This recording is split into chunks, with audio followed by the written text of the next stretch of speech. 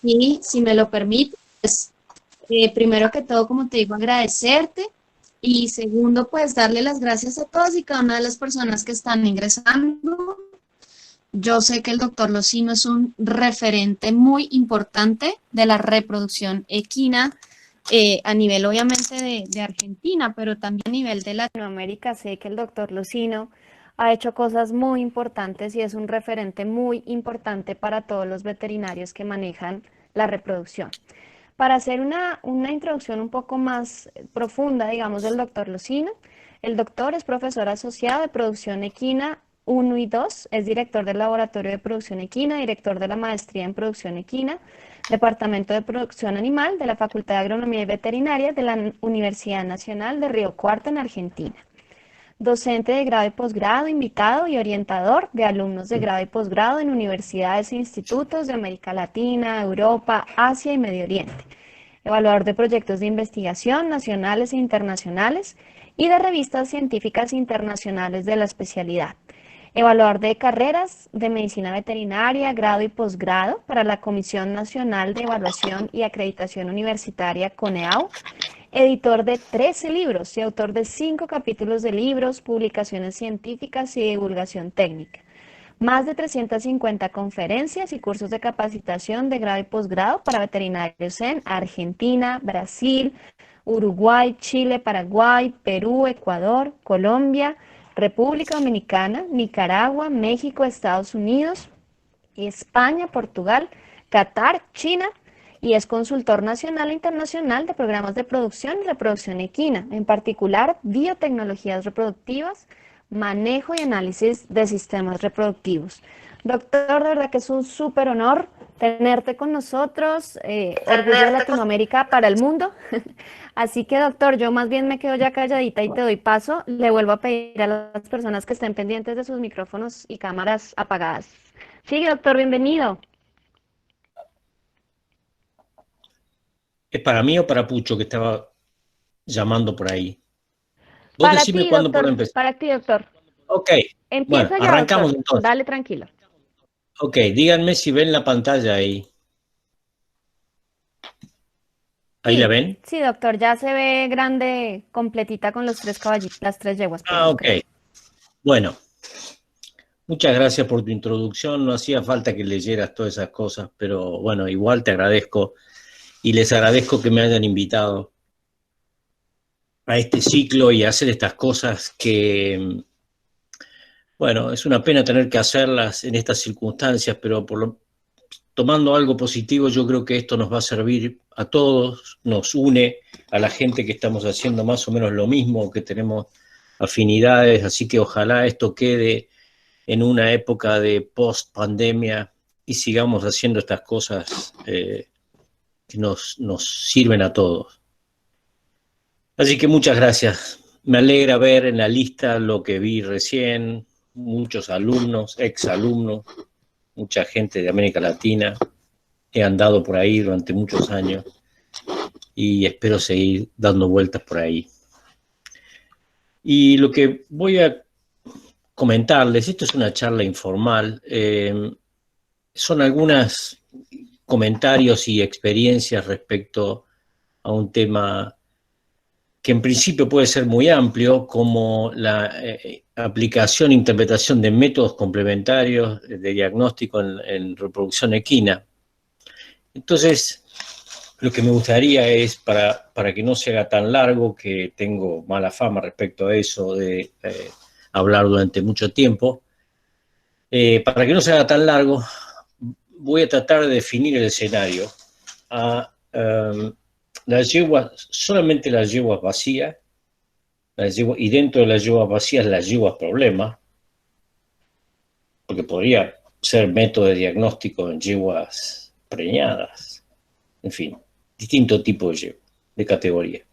Pero voy a hablar de esto, vacías y problemas.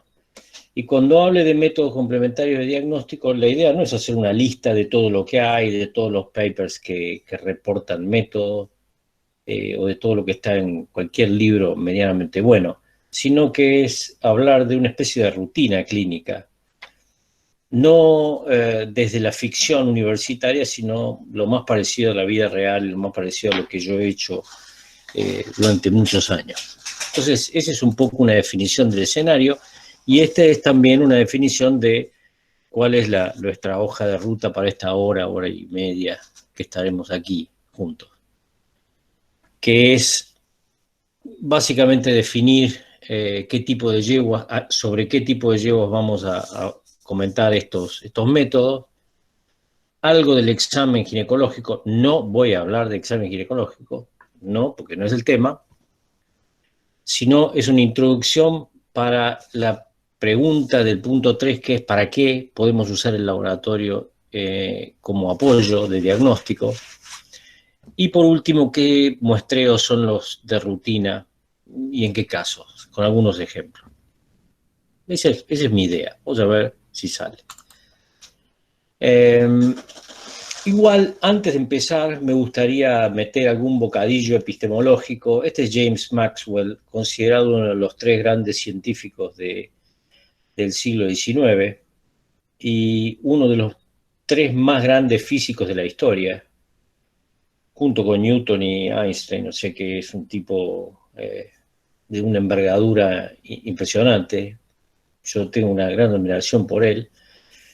Él unió la teoría clásica de la radiación electromagnética, unió la electricidad, el magnetismo y la luz, y era un matemático y físico teórico. Sus ecuaciones todavía están dando vueltas como algo muy importante en la física y en la ciencia. Y gran parte de las cosas que tenemos alrededor nuestro provienen de las ecuaciones de Maxwell, que es pura teoría, ¿sí? El láser, el teléfono celular, que podamos estar dando esta conferencia en estas condiciones, todo viene de sus ecuaciones teóricas. Entonces, no hay que despreciar la teoría. La práctica sin teoría no es nada. La práctica se adquiere rápidamente, el entrenamiento se adquiere rápidamente, pero la teoría es infinita, es infinita. Entonces hago una reivindicación de la teoría, ¿sí? Con esa frase de Maxwell. Otra definición del escenario es los sistemas de producción donde están inmersas estas yeguas de las que vamos a hablar. En principio deberíamos aclarar que los casos clínicos, los casos de infertilidad, son o deberían ser una minoría, salvo que el sistema sea un sistema caótico, ¿sí? Si es un sistema caótico, la casuística de problemas y la casuística de infertilidad sube por encima del 18 o 20%, que ya es caótico, ¿sí? Si no, está debajo del 10-12% de individuos son los que nos generan problemas. 20 puede ser, depende de la población de yeguas, pero a lo que voy es que esto en la vida real, si no podemos salir como en la ficción que nos transmiten en la universidad, que todos los animales están enfermos, todas las yeguas no se preñan, y no es así. La mayoría se preña sin ni siquiera que nosotros pasemos cerca. Entonces, esta es la fracción sobre la que vamos a trabajar. La otra cosa que también necesita una definición es el hecho de la aditividad. Es decir, un problema de fertilidad puede deberse a más de una cosa, más de una causa, ¿sí? Puede tener más de un problema, 2 o 3, simultáneamente, algunos clínicos y algunos subclínicos, o todos directamente subclínicos, ¿sí? Que es otra cosa de la ficción universitaria, que aprendemos todo como en cajas, y que no unimos eso en los organismos que están vivos, ¿sí? Entonces, creo que el eje conceptual debería ser la identificación de los problemas y el diagnóstico. Insisto con el diagnóstico. Voy a mostrar esto, es un solo ejemplo. Es un trabajo relativamente reciente. Esto se presentó en Cambridge cuando estuvimos en el Congreso Mundial de Reproducción Equina en 2018. Mandy de Mestre del Royal College presentó este trabajo sobre 29 aras de pura sangre de carrera en Inglaterra, 29 aras, un número importante, con un número importante de yeguas, de preñeces, de padrillos, de veterinarios involucrados. Y la idea era saber qué está pasando ahí afuera, ¿sí? Es un estudio descriptivo sobre las prácticas clínicas de los veterinarios en aras reales y los resultados que tienen, así qué hacen y cómo les va. Es un paper bastante largo, salieron 3 papers de ese trabajo, es un trabajo muy interesante para analizarlo. Y esta es una de las tablas, todos los medicamentos que usan los veterinarios, que declararon que usaban, todo lo que usaban, en qué dosis, en qué vía y para qué lo usaban, ¿sí? Es una tabla de todo lo que usaban. De esto, el 40% de esta tabla se usaban para tratamientos post servicio, ¿sí? Para tratamientos de yeguas que tenían supuestamente problemas, ¿sí? Y esta es otra tabla construida en base a eso, donde vemos en las distintas temporadas, 3 temporadas analizadas, 98, 2002 y 2013, 2014, cómo fue creciendo el número de tratamientos para inducir la ovulación, por ejemplo, ¿no? Creció exponencialmente. ¿Cómo fueron creciendo el número de tratamientos de yeguas post-servicio, pre- y post-servicio? ¿Sí? 60%, del 33 a 63. El número la tasa de tratamientos con antibióticos se duplicó, del 25 al 50%. La oxitocina se duplicó. El número de yeguas con lavaje se duplicó. O sea, vemos que todos los índices crecieron, los índices de intervencionismo, digamos, ¿no? Tratamientos, inducción, antibióticos, ecbólicos, lavaje. Pero cuando uno ve esa tabla y después analiza las tasas de pérdida de preñez y las tasas de fertilidad en términos de potrillos nacidos vivos, vemos que no hay ninguna diferencia en las tasas de fertilidad, pero sí hay una enorme diferencia en la tasa de intervención y de tratamiento. Normalmente tratamiento sin diagnóstico, ¿no? Sin un diagnóstico exhaustivo, sin un diagnóstico clínico y impresión clínica, muchas veces ni siquiera un diagnóstico, y en el peor de los casos una rutina. Es decir, una rutina, es decir, a todas las llevo, las lavo, a todas las llevo, las trato, a todas las llevo, las doy antibiótico, una cosa muy común allá. Debería llamarnos la atención esto, ¿no? Y tendríamos que ponernos a reflexionar si es razonable esto. Por eso es la importancia del diagnóstico y de este tema. Entonces, volviendo, yo voy, vengo, me salgo y vuelvo al tema, ojalá. Y como no tengo a nadie acá que me diga, espero que Pucho o alguien más me diga si me voy del tema. Voy a poner el auricular por la duda para escuchar si es que me voy. Bueno,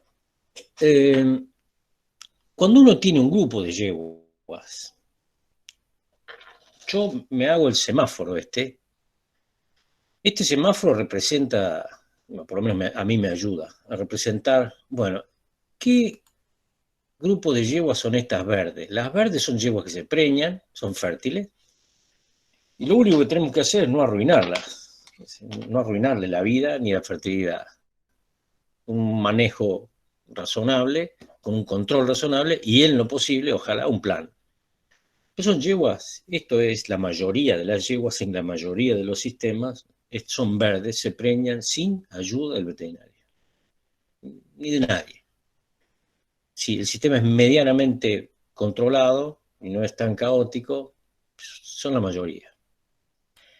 Las amarillas son yeguas subfértiles. No se preñan sin ayuda o te lleva muchos ciclos.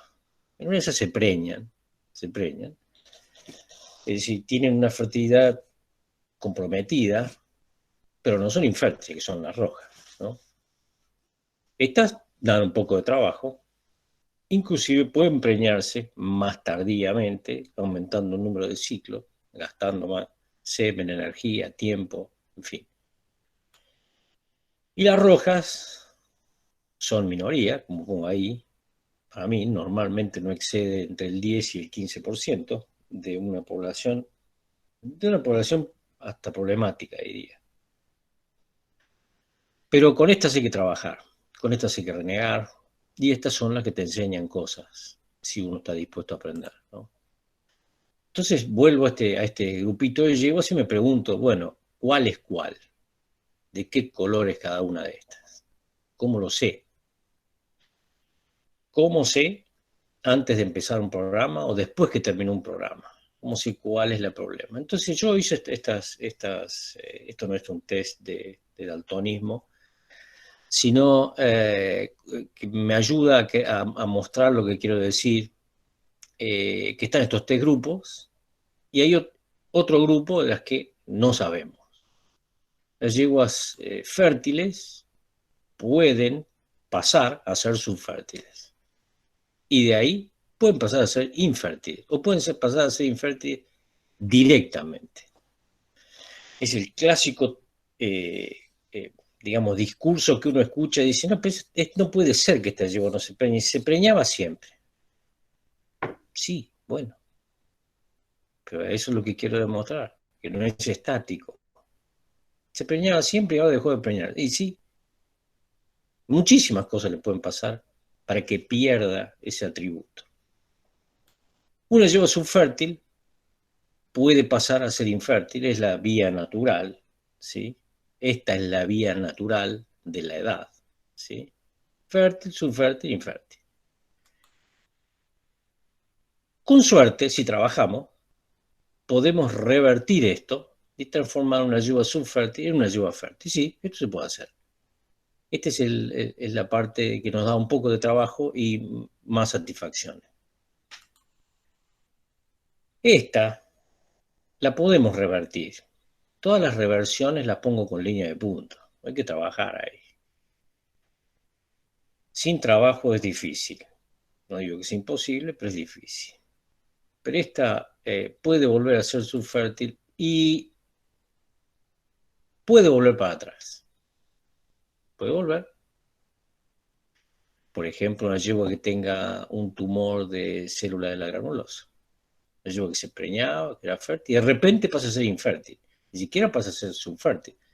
Puede ser subfértil, pero puede pasar directo acá. Haces el diagnóstico, la operás, y la yegua inmediatamente vuelve para atrás. ¿Sí? Puede ser.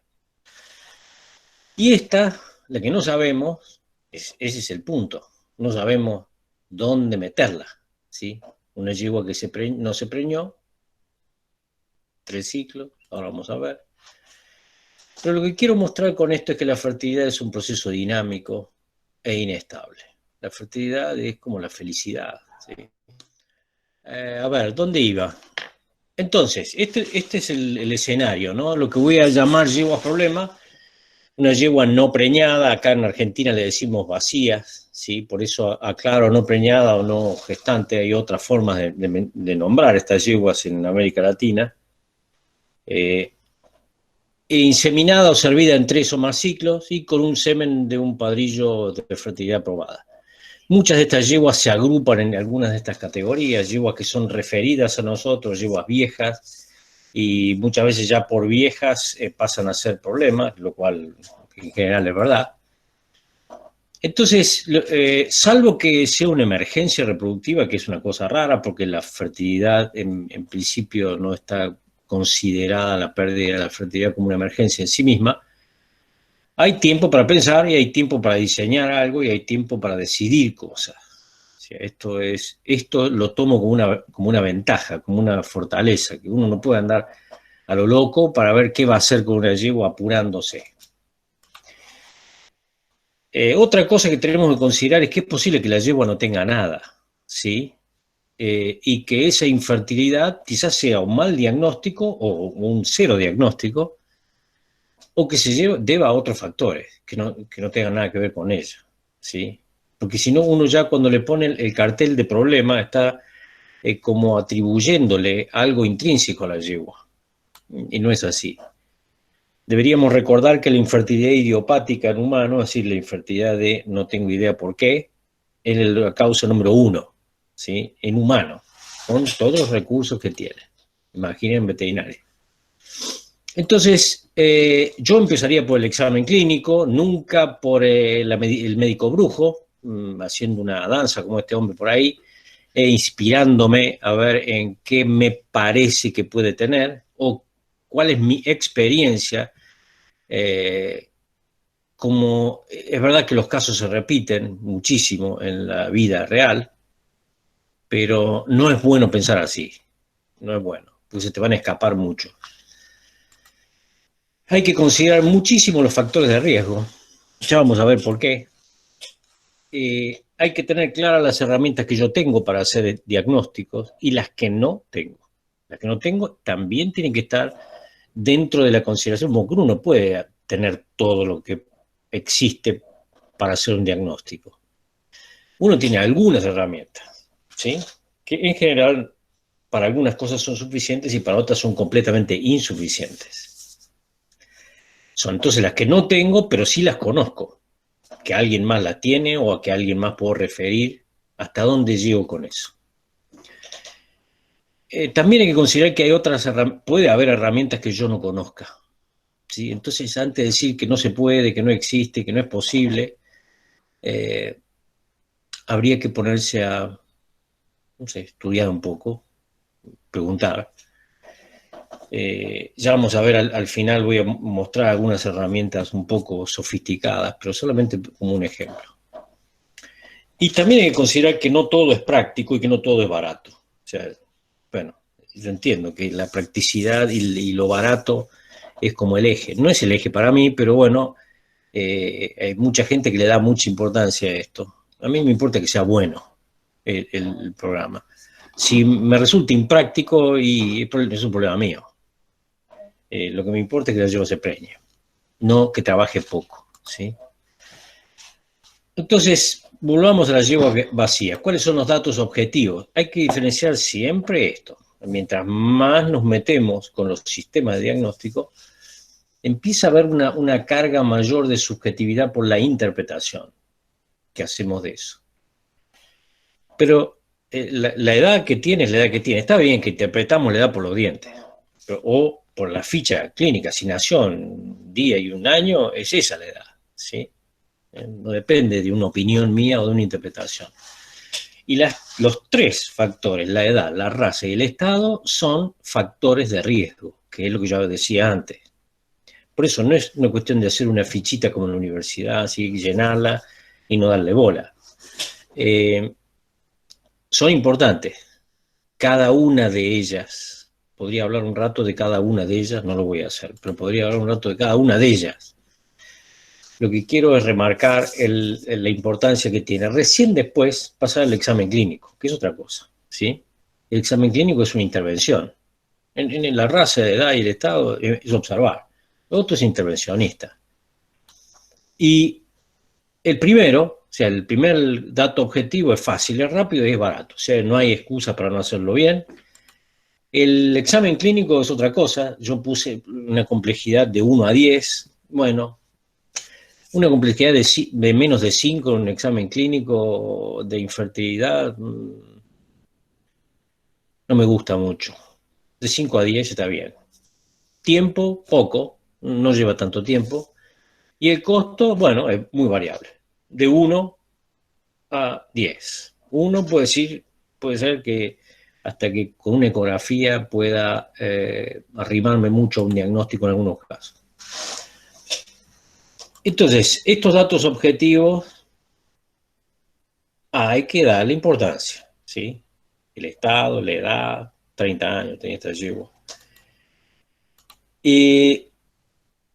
¿Por qué? Porque esto se relaciona con lo anterior.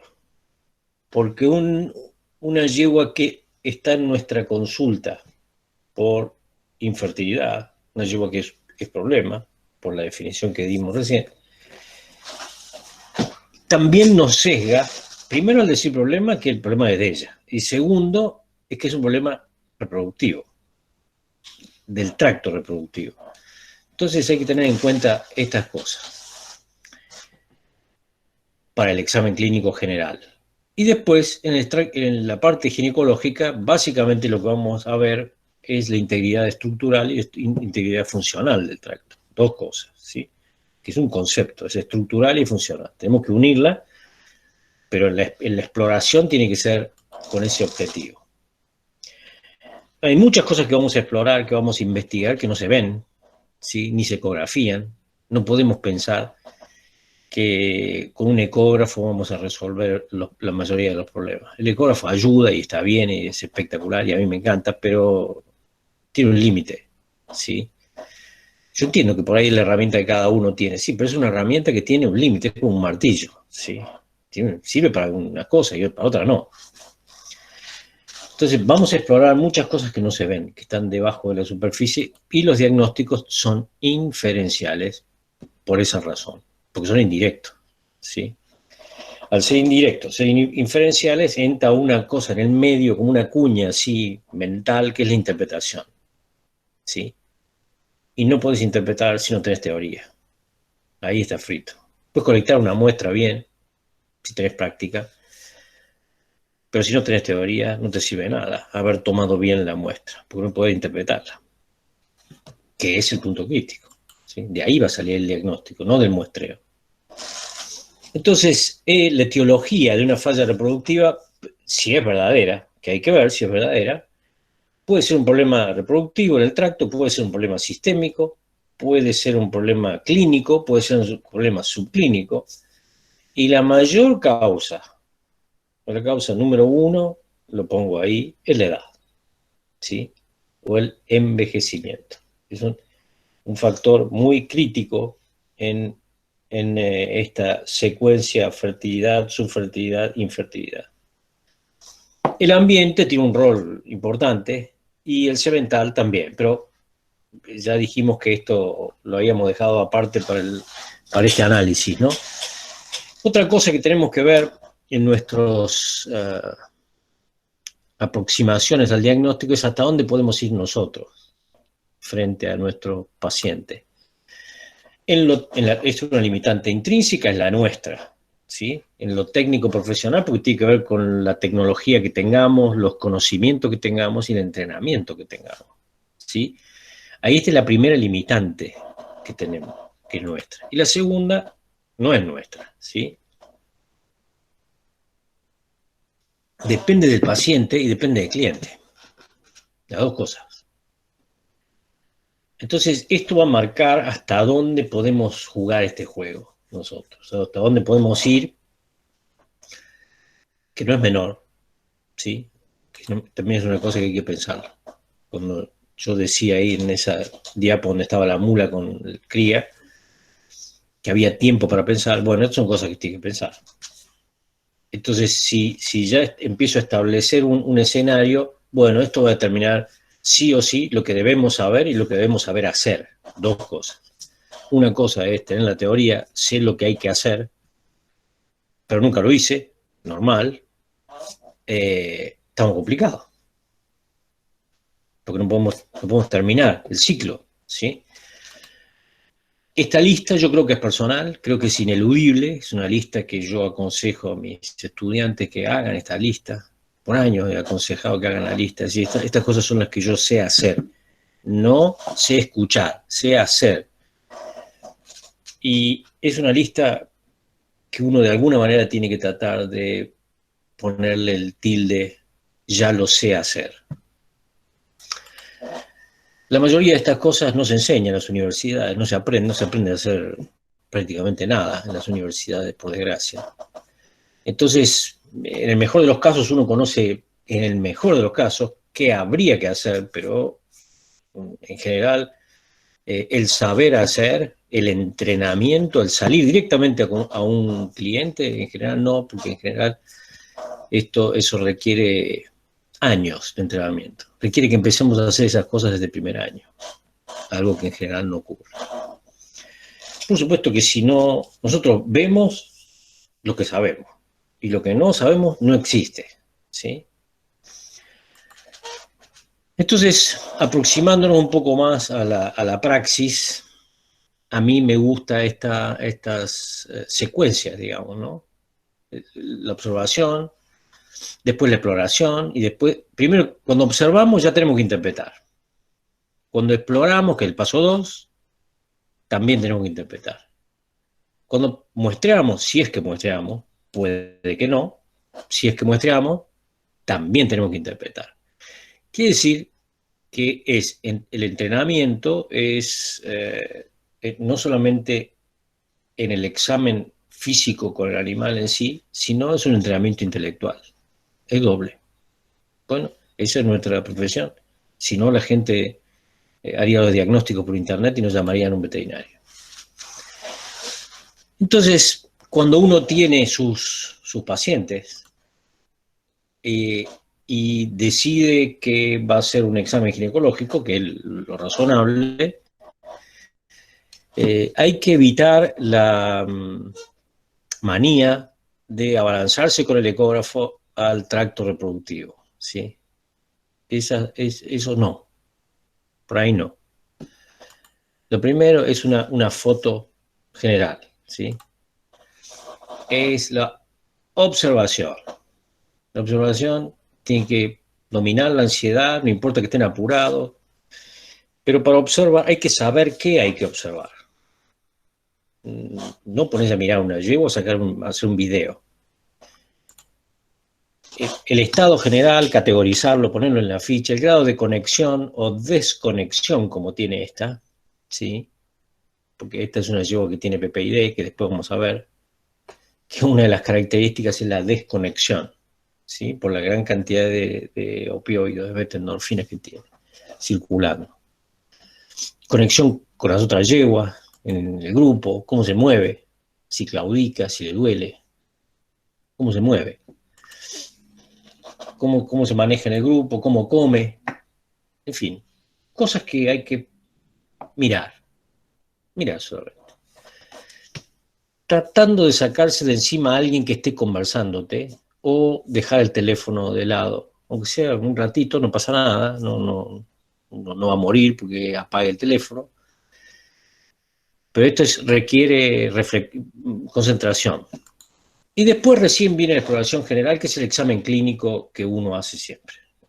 Puse los dientes porque es importante, pero no voy a hablar absolutamente nada de eso porque no corresponde.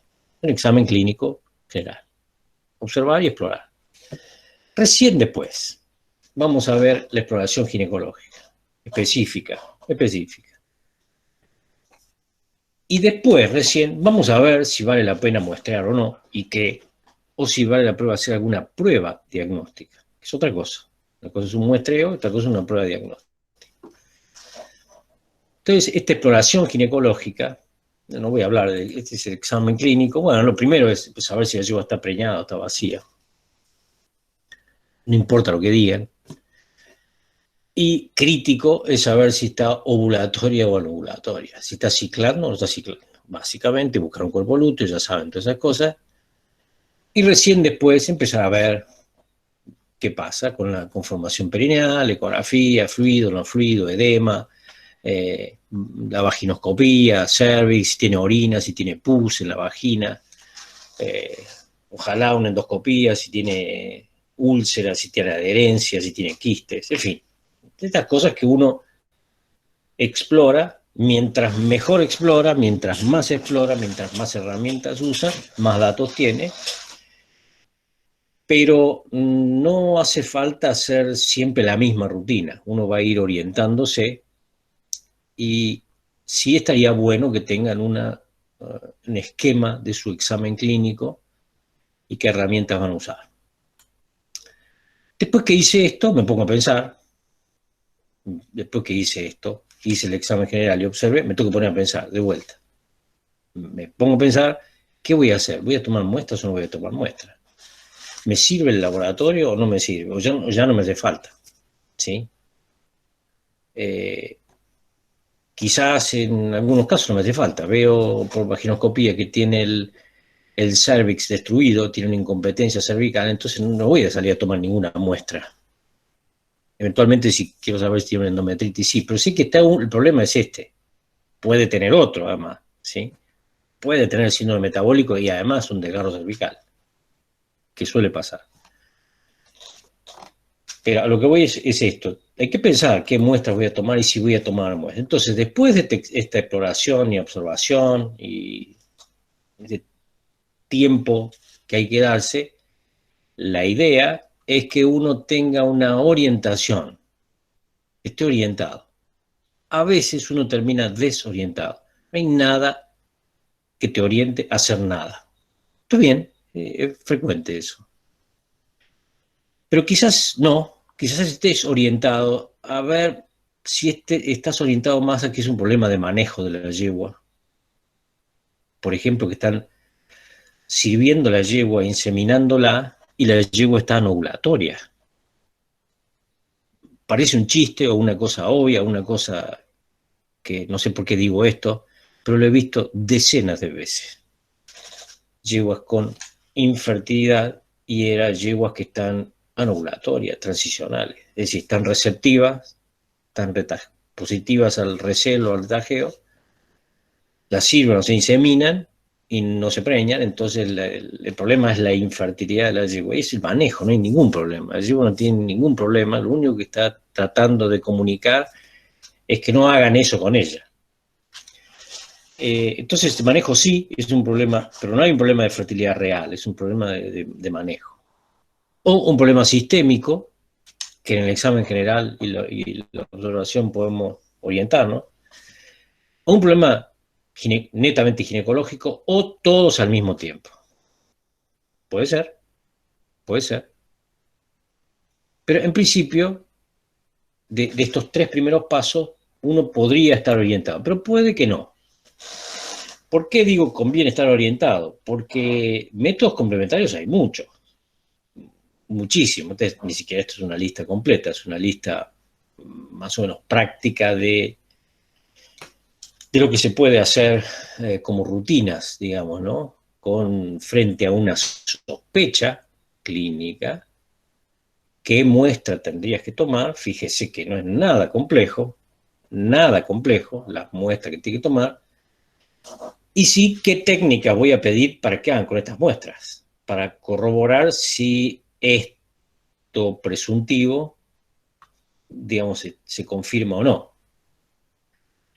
Entonces, claro, uno no puede hacer un examen preliminar y después pedir toda esta lista, por las dudas. No sé, me parece que no solamente poco práctico, sino que es un grado de desorientación como extremo, ¿sí? Además del dinero que hay que poner. Pero bueno, uno ya puede orientarse. Si uno ve esta ecografía con un ovario aumentado de tamaño, que no necesariamente tiene que ser así, bueno, en una de esas se orienta a que si la yegua tiene cambio de comportamiento, el otro ovario es pequeño, era fértil y después fue haciendo cosas raras y terminó con un problema de fertilidad severo, retajea a las otras yeguas, en fin. Por ese examen uno se puede orientar. Si yo estoy pensando en un tumor de células de la granulosa esteroidogénico, bueno, voy a pedir un determinados test. Si veo que la yegua no pasa de folículos de 10 milímetros, 5 milímetros y está en medio de la temporada y está anovulatoria, bueno, tengo un protocolo de anovulatoria. Está anovulatoria en una época en que no debería estar, bueno, pido otra cosa. Y si veo fluido, pus, en fin, me oriento a endometritis, bueno, empiezo a pensar en hacia dónde voy a ir con mi apoyo de diagnóstico. Entonces, ¿cuándo necesitamos eso? Bueno, cuando estamos orientados o desorientados, en general alguna muestra tenemos que ordenar para que nos oriente. Hay perfiles de anovulatorias, de muerte embrionaria temprana, yeguas que pierden la preñez, yeguas con sospechas de problemas sistémicos, sospechas de tumor de célula lagrimosa, en fin, se llaman perfiles porque son las muestras que uno tiene que tomar para ordenar determinadas pruebas, ¿sí? No es más que eso. Entonces, nosotros vamos a ir detrás de un dato para que ese dato nos ayude a confirmar o no el diagnóstico, pero este dato siempre, como predictor clínico, está muy condicionado por dos cosas. Una es la muestra, cómo muestreamos, y otra es la interpretación. O sea, no podemos andar a lo loco ordenando muestras si no podemos interpretarla. Después voy a hablar de eso, en que yo creo que el que hace ginecología clínica debe interpretar la muestra. No, el laboratorista debe procesarla y darte el resultado, pero no la interpretación. Esto me genera algunos problemas con los laboratoristas, pero a mí me gusta interpretarlo yo, no que alguien más los interprete. A mí. No digo que tenga que ser así, yo les digo lo que me parece a mí. Entonces, si para hablar de lo más frecuente, 70% de los casos de infertilidad en general están relacionados a problemas endometriales y básicamente a problemas de infecciones o procesos inflamatorios del endometrio. Entonces, lo más frecuente. Entonces, ¿cómo determino si el endometrio está inflamado o no? Si no está inflamado, bueno, ya dejo de lado una parte grande del problema, ¿no? Sobre todo si estoy desorientado. Si está inflamado, ¿cómo determino la causa? Si es una infección o no. Y si está hace mucho esto o poco, ¿cómo determino si hay algún efecto negativo sobre el endometrio? Para hacer una proyección teórica de fertilidad potencial al menos. Entonces me pregunto eso. ¿Por qué me pregunto? ¿Y por qué hago foco en endometritis? Y porque la prevalencia aquí clínica es esta, entre el 10 y el 20%. Esa es más o menos sobre lo que hay una evidencia fuerte en todo el mundo.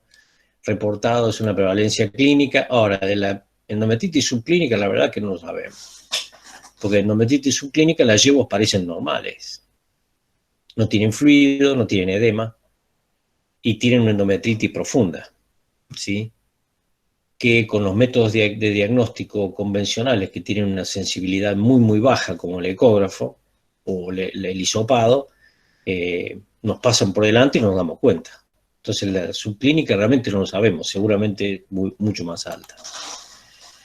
Y de los dos tipos de endometritis, la más frecuente, la endometritis por servicio, que es inflamatoria, es un fenómeno no infeccioso, inflamatorio normal, que se puede transformar en una endometritis persistente y en general con una base infecciosa, no necesariamente.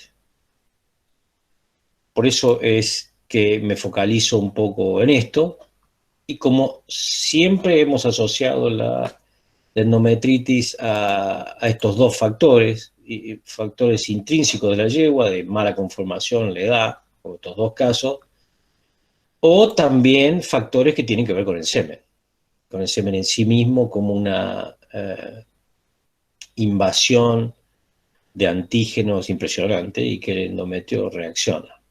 El problema es que si puede liberarse o no de esa inflamación. Pero por eso es que me voy a focalizar un poquito en esto.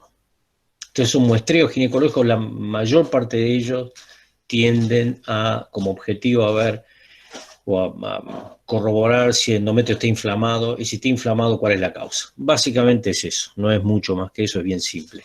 Hay muchas herramientas para tomar estas muestras: citología, bacteriología, micología o histopatología endometrial. Hay muchas herramientas, hay pocas que sirven para todo, pero hay muchas herramientas, y como suele pasar en la vida, a medida que aumenta la complejidad y la sensibilidad, aumenta el costo. Bueno, no es algo que yo pueda manejar, pero claro, uno va a ver, esto es lo más barato, pero es lo menos sensible. Lo menos sensible de todo. Yo le pondría una X a la complejidad esta, lo cambiaría. Es fácil, es barato y es poco sensible. Bueno, ya vamos a ver. Entonces, ¿cuáles son los métodos de rutina en general? Bueno, son al menos tres. Si uno es el hisopado de la fosa del clítoris para las muestras de bacteriología, que si tengo una yegua problema y sospechosa, debería hacerlo. En general, casi nadie lo hace. muy pocas personas toman, que yo conozco, especialmente en América Latina, toman hisopado de la fosa del clítoris, mal hecho. Es fácil tomarla. Y son datos importantes. El lavaje endometrial para citología y bacteriología y micología, la muestra para tomar una muestra de endometrio, y una biopsia endometrial. Las rutinas en general son estas. La citología, tenemos casi 60 años de la primera descripción que hizo Knudsen en Suecia en el 64, o sea que es una técnica viejísima, viejísima. Igual, Ryan Ferris y Pat McHugh hicieron una revisión muy buena, relativamente reciente, 5 años, pero está muy bien, muy bien. Doctor, discúlpame, te interrumpo 30 segundos. Doctor Luis. Pero voy a Doctor, ¿me oyes? una carpeta con los papers básicos que creo que si uno hace esto debería leer, Doctor Luis. como mínimo. Así que el que quiera después, creo que arreglamos. Hola, Luis. Así, con Luis, ¿me escuchás? escriben a él hace una lista y yo les comparto una carpeta del Drive con los PDF, entre ellos que tiene muchas fotos y en fin, no voy a hablar mucho de eso. Lo único que quiero decir es que este tipo de muestreos tiene en general baja a mediana sensibilidad, depende del método de colección de la muestra, y una alta especificidad. Bueno, sí, si está positivo, si vos ves células inflamatorias en la muestra, bueno, es un buen dato. Es un buen dato. Es un dato que me dice que hay una inflamación activa y que el problema puede estar en el lumen, que no quiere decir que no esté en estrato compacto o profundo en el tejido. Pero nada más que eso. Pero al revés, si me da negativo, no quiere decir nada para mí. No quiere decir que no esté inflamada, no quiere decir que no esté infectada y no quiere decir que no tenga una endometritis. No tiene endometritis luminal, ¿sí? Ese es el punto. Siempre se ha asumido por estos hisopos, ¿sí? Yo creo que este es el peor de todos, que es el que en general más recomiendan. Estamos asumiendo que las células inflamatorias están en el lumen y que las bacterias también están en el lumen, ¿no? También se asume falsamente que la distribución de las células inflamatorias es uniforme. Yo voy con el hisopo, voy a tocar más o menos el 0,2% de la superficie del endometrio. Eso ya está demostrado que no es así, que la distribución no es uniforme de las células inflamatorias. Y también se asume que las bacterias que producen endometritis generan una inflamación luminal y fluido y edema, y está demostrado que puede no ser así. Entonces, ¿qué pasa con esto? Bueno, este método que está descrito en el año 88, o sea, hace muchísimos años, más de 30 años, del muestreo a través del lavaje, creo que es un método que tiene más sensibilidad, porque, bueno, uno toma una muestra de todo el lumen, sigue siendo una muestra del lumen, nada más, tampoco hay que darle más valor que esto. Nosotros tomamos en general con medio litro, se puede tomar con 1 litro de rígeno, con una sonda estéril y tubos de 50, o usar el mismo sachet para tomar la muestra, se centrifuga, en fin, todos los procedimientos que son estándar. Se centrifuga y se hace un extendido y se tiñe con Diffquick o tricrómicos para ver si hay células inflamatorias y cuál es la relación entre células inflamatorias y células endometriales. La lectura depende mucho del sistema de muestreo, hay que tener cuidado con eso. Si toman con un hisopo, lo tienen que leer. Bueno, esto es lo que está más o menos estandarizado, tampoco es que esté tan estandarizado. Pero es una lectura muy, muy simple, ¿sí? Que deberían hacerla ustedes. El veterinario que toma la muestra debe leerla.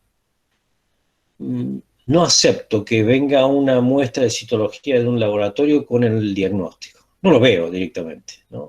Quiero verlo yo, quiero ver cuántas células hay, quiero ver todo. Si la muestra la tomé bien, si la teñí bien, es una cosa que ustedes pueden hacer siempre.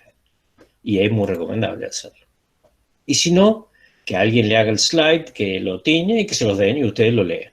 Necesitan un microscopio, aunque sea del siglo XIX, lo pueden ver perfectamente. Si es de lavaje, bueno, también tienen otro sistema de lectura, pero está bien. Estas son algunas de las propuestas. Si es un hisopo, a partir de qué se considera positivo. Si es una escobilla, que es mucho más sensible que el hisopo. Estas escobillas que son adaptadas de humanos, pero son para yegua. Si es con lavaje o si es una citología tomada a partir de una biopsia. Entonces, en cada caso tienen que tener cuidado, que es distinto.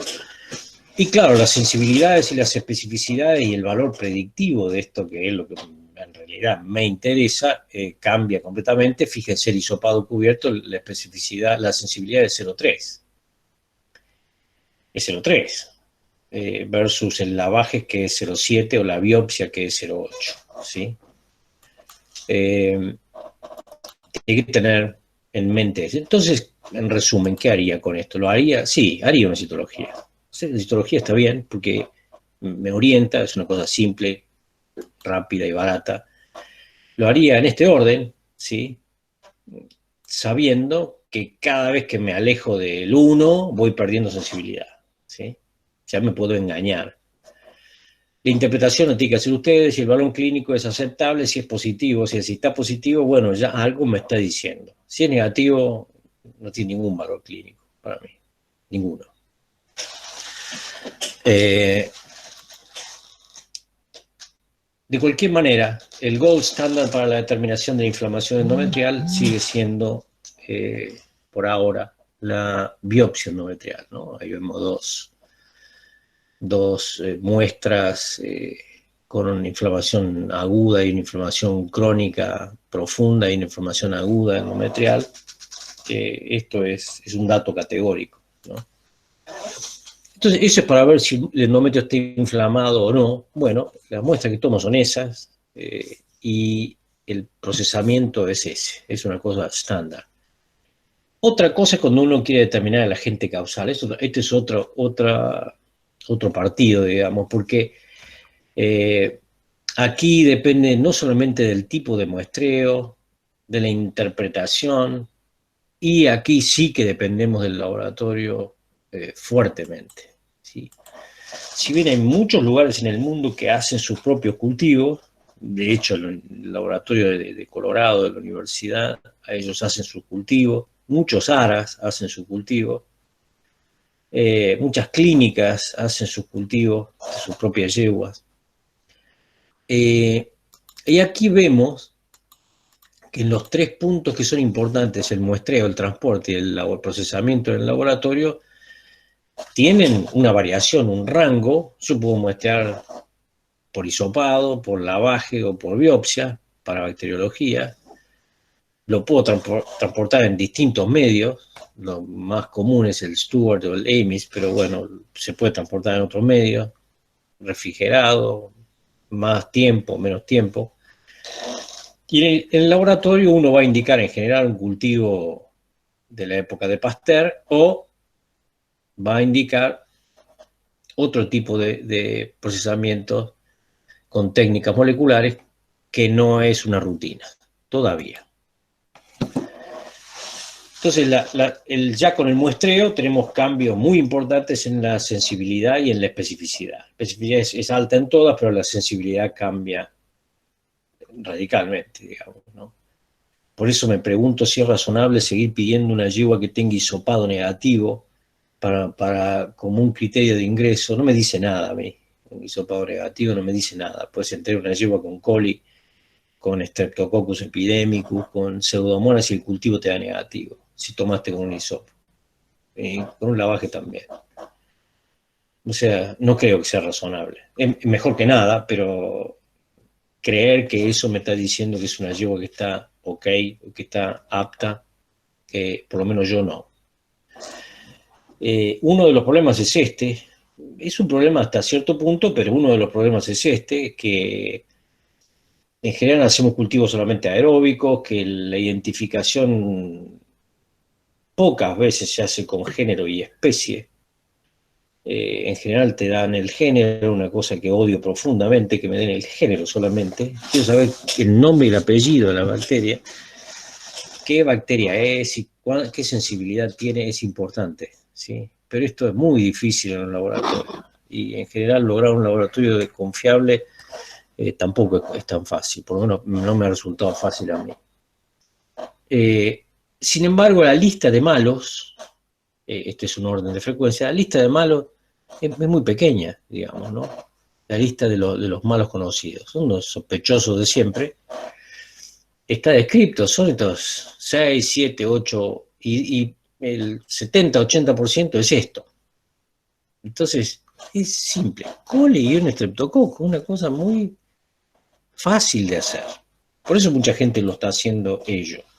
También puede ser combinada, ¿no? Entonces, ¿qué debo pedirle al laboratorio? ¿Cómo interpreto los cultivos? Sí, bueno, hay que pedir un agar sangre y un agar macoqui, o lo mínimo, ¿no? Uno selectivo y uno no selectivo. ¿Cuántas unidades formadoras de colonia tienen? Estos datos hay que pedírselos en el informe, qué tamaño tenían, qué morfología, qué pigmentación y qué hemólisis. 1 en 1.000.000 de los laboratorios que he recibido me dan estos datos, y si se los pedís no les gusta, bueno, pero hay que pedírselo. Si tiene más de 10 unidades formadas de colonia, en general se interpreta como positivo, si tiene menos, no. Habría que remuestrear. ¿Qué tipo de crecimiento? Si es puro o si es mixto. Esto necesitamos que nos diga el laboratorista, ¿sí? Si tiene más de 3 especies, en general se toma como contaminante. También, ojalá, un buen laboratorio haga cromogénico, ¿sí? Les ayuda a interpretar, y un poco más rápido también. Esto es una muestra del paper de Pat McHugh y Ryan Ferris, que está muy bueno, sobre la interpretación de los cultivos, ¿sí? En agar sangre y maconqui, y en el cromogénico, Streptococcus epidemicus, coli, cómo crece, en fin, están todas las bacterias, Pseudomonas, Klebsiella. Ahora, desde hace 10 años que se está, 10 o 12 años, pero 10 años que hay documentado, digamos, ¿no? Estos son distintos métodos. Este es el agar cromogénico, el BBL de su sistema de identificación, el Biomerie, que se usa en Europa en muchos lugares, en humanos y también en veterinaria, el Malditov, que también se usa en veterinaria y muchísimo en humanos, o la PCR. Son distintos sistemas de identificación bacteriana, que no son cultivos, no son cultivos, son distintos sistemas.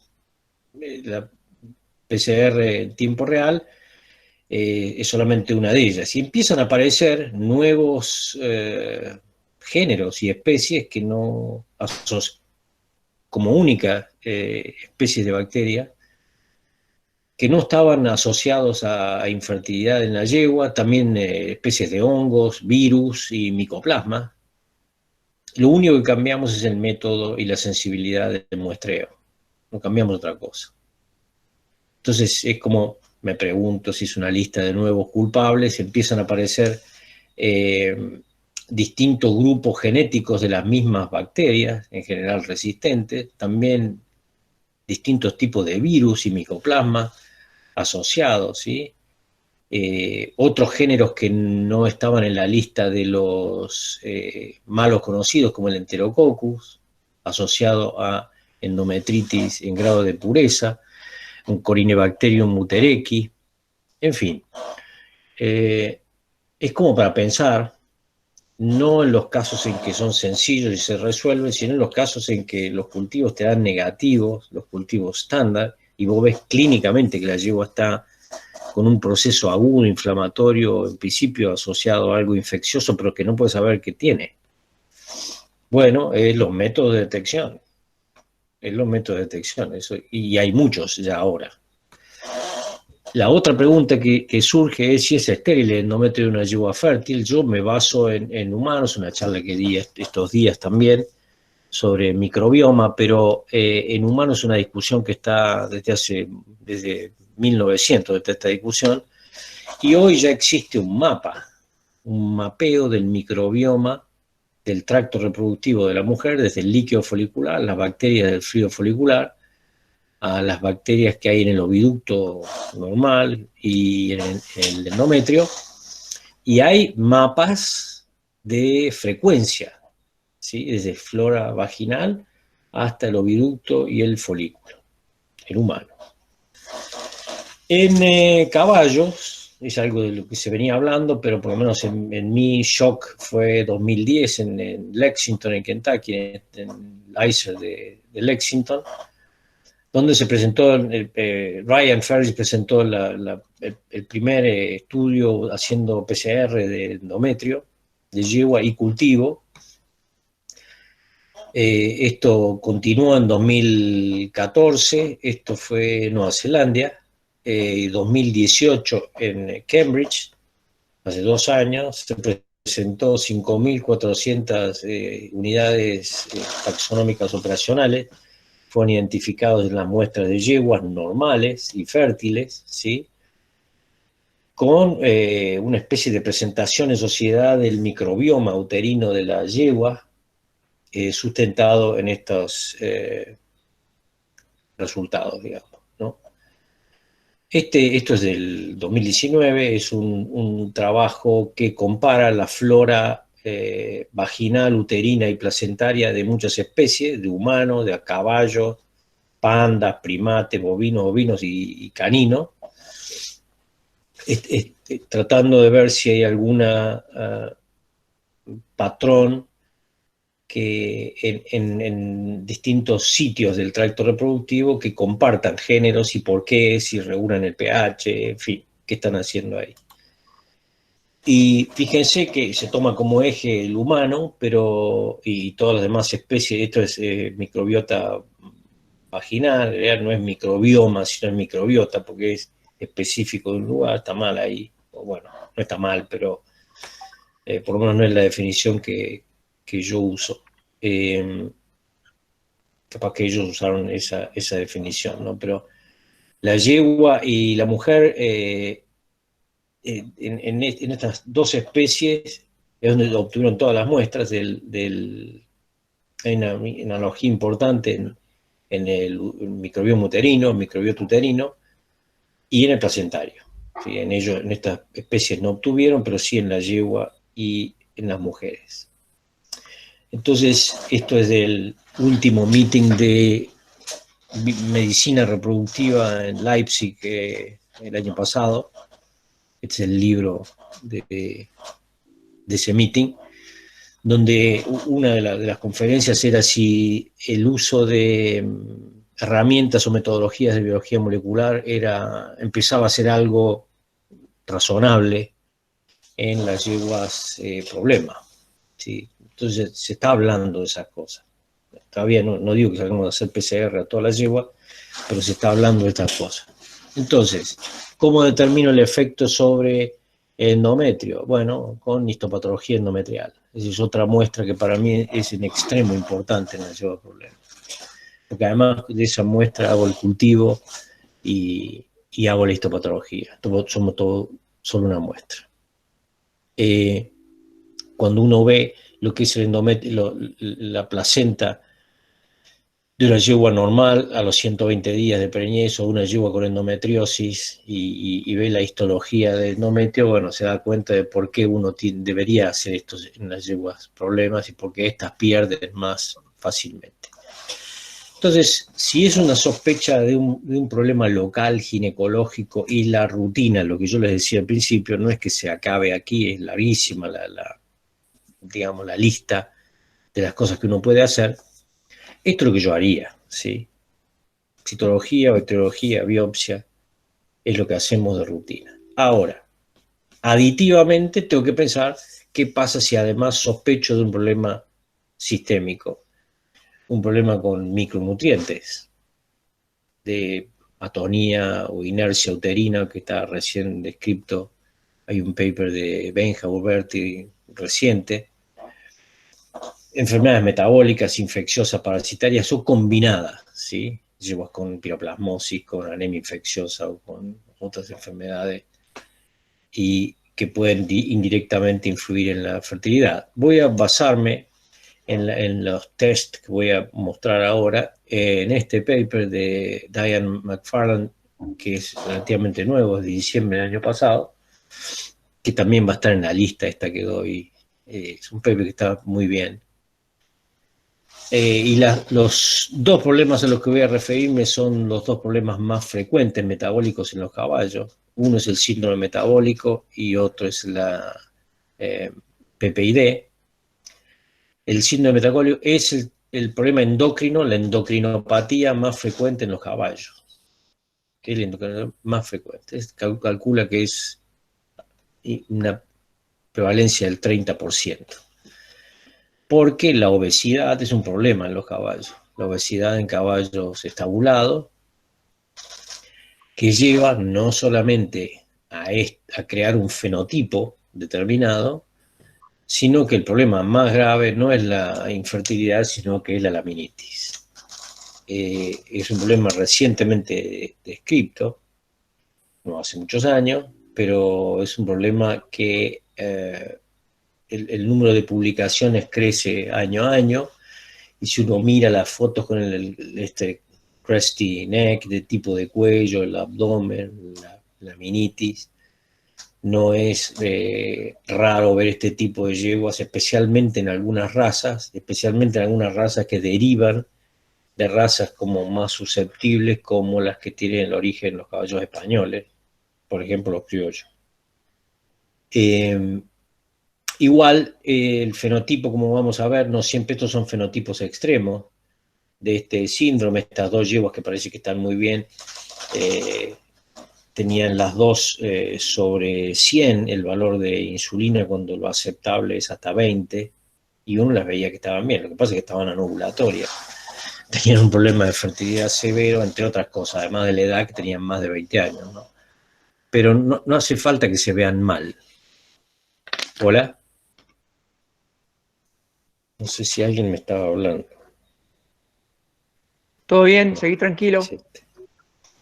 Bueno, entonces, este síndrome, esta es un poco la definición estándar de Frank de 2010, anormalidades asociadas a tres cosas, básicamente: el fenotipo de obesidad, resistencia a la insulina y predisposición a la laminitis. No hace falta que tenga laminitis, sino que es una predisposición. Y esto es un poco el detalle de estos tres puntos. La obesidad es un problema creciente en los animales domésticos, básicamente por dos cosas, que es una es la estabulación, otra, son tres: una la estabulación, otra las dietas con concentrados, hacerle caso a las compañías vendedoras de alimentos, y la tercera es que alimentan los caballos gente que no sabe. Entonces les da granos como los canarios, y no es así. Entonces está asociado a esto. La resistencia a la insulina, una cosa lleva a la otra. Fíjense, casi el 30% de la población susceptible, y en un estudio no tan antiguo, se refiere que el 50 o 60% de las causas de la laminitis son endocrinopáticas, las derivadas en hospital, ¿sí? Entonces, bueno, hay que pensar en eso, porque una de las consecuencias es la falla reproductiva, o lo que se llama desórdenes reproductivos, que puede ser múltiple, pero además tiene otras características. La dislipidemia es muy importante. El uso de biomarcadores, que es toda una nueva onda, el uso de biomarcadores plasmáticos para casi cualquier cosa, también es marca una alteración importante en los adipoquinas, muchas de ellas. Una característica muy típica es que tienen una alteración muy marcada en los biorritmos. Estas yeguas en general son yeguas que ciclan durante todo el año. Es paradójico, pero ciclan durante todo el año. Las que están en un score corporal en general sobre 7, que a uno diría, qué bueno. Yo diría, qué malo, porque no es normal, salvo en algunas razas que estén ovulando en el invierno. La endometritis es uno de los problemas que tiene, y este es como la secuencia típica, ¿no? Obesidad, resistencia a la insulina, laminitis, infertilidad. Este es como el resumen de esto. Y tienen que avisarme si me voy a pasar, pero no voy tan mal con las diapos. No voy tan mal. Lo voy a terminar más o menos en 1 hora y media, calculo, 20 minutos más. Perfecto, vas bien, Luis, tranquilo. Bueno, ok, gracias. Entonces, ¿qué pedimos del laboratorio? Es bien simple, bien simple. Si uno la quiere complicar, hay cómo complicarlo, como todo en la vida, hay cómo complicarlo. Y no quiere decir complicarlo que sea sin un objetivo. Bueno, hay cosas más complejas, aditivas, que son más caras y que van a dar resultados con una mayor sensibilidad. Lo importante es que el hemograma no te va a decir casi nada. O sea, no pierdas tiempo con el hemograma. Puede ser que veas los triglicéridos aumentados o no, pero uno de los valores importantes es la insulina, ¿sí? El falso negativo es bastante raro. Los sistemas de procesamiento de la muestra puede ser por inmunoanálisis o por RIA. Y el valor, también hay cromatografía de masa, reciente, hay publicados papers de este año de cromatografía de masa para hacer insulina en los caballos. El valor que se tiene que acordar es 20 microunidades por ml, ¿sí? Y este es uno de los test más simples. Una es medir insulina y la otra es hacer un test, ¿sí? Que habíamos visto eso al principio. Con no más de 6 horas de ayuno, sin concentrado, le dan glucosa o dextrosa o melaza, o también le dan, hay como una especie de miel de maíz para humanos, quero se llamaba, una cosa así, bueno, en otros países hay. Y determinan la insulinemia 2 horas después de darle este hidrato de carbono un shock, digamos, ¿no? Si tienen todavía estos valores altos, se interpreta como positivo. Estos son un reporte en yeguas criollas, ¿sí? Estas son las obesas, las que tienen estas son las control y estas son las obesas y las que tienen laminitis, que están sobre los controles siempre, arriba de los 75 minutos. Entonces, básicamente tiene que pensar que si está por sobre 20 o 30 de insulina, bueno, en este rango puede ser difícil de asegurarlo categóricamente, pero si tiene más de 55, sí tiene la regulación de insulina. Recuerden esa yegua que yo les dije, una tenía 100 y la otra tenía 130 de insulina. Y se las veía perfecta, ¿sí?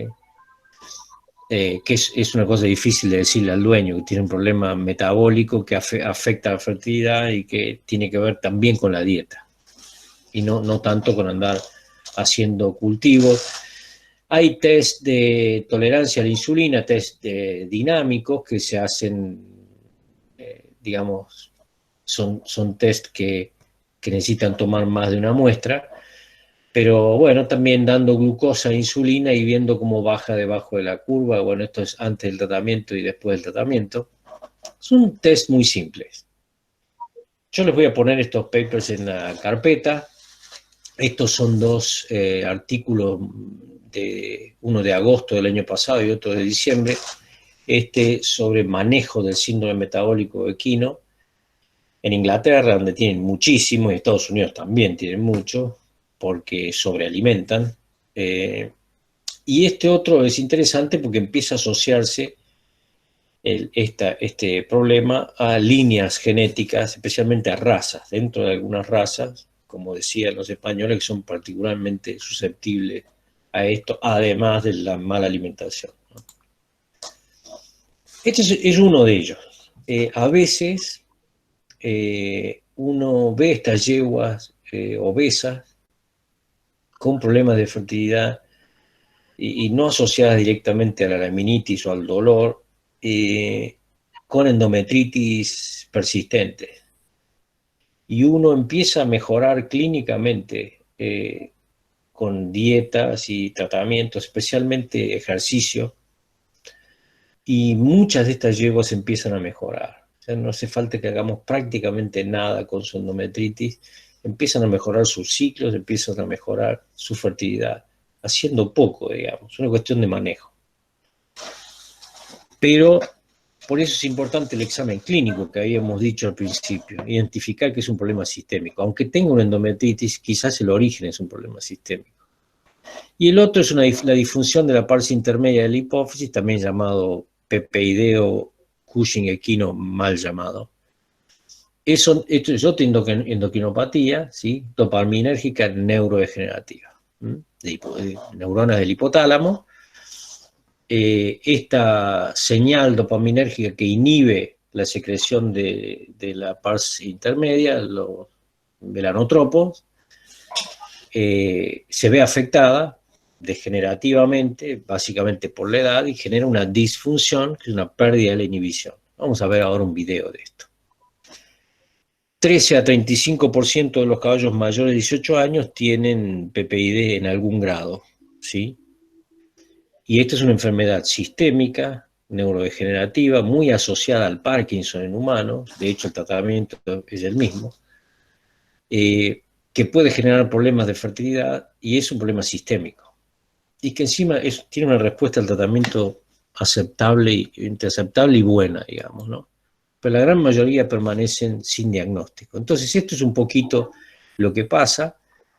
Desde el hipotálamo hay una regulación de la secreción de la pars intermedia, es una señal dopaminérgica a través de la dopamina, inhibe la secreción de estos melanotropos en situaciones normales. Cuando hay PPID, aquí hay una neurodegeneración en el supraóptico y el paraventricular, el hipotálamo, lo que pasa es que deja de inhibirse, deja de haber una señal hipotalámica, no hay inhibición secretoria.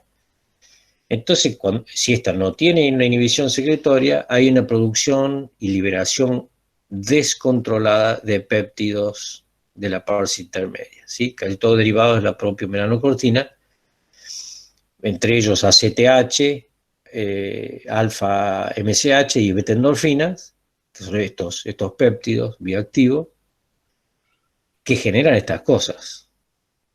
Pueden generar hipertricosis, laminitis, pérdida de peso, desconexión, y generan lo que se llama un fenotipo clínico progresivo. Es esto, es decir, el caballo, la yegua va cambiando de aspecto y va cambiando su funcionalidad, porque está enferma, tiene una enfermedad neurodegenerativa, encima relacionada a algo endocrino. Esto es un video que muestra un poquito cómo es esto, ¿no? Dónde está la hipófisis, cómo la hipófisis está generando sus productos permanentemente en una tasa, en un ritmo y en una frecuencia ultra regulada.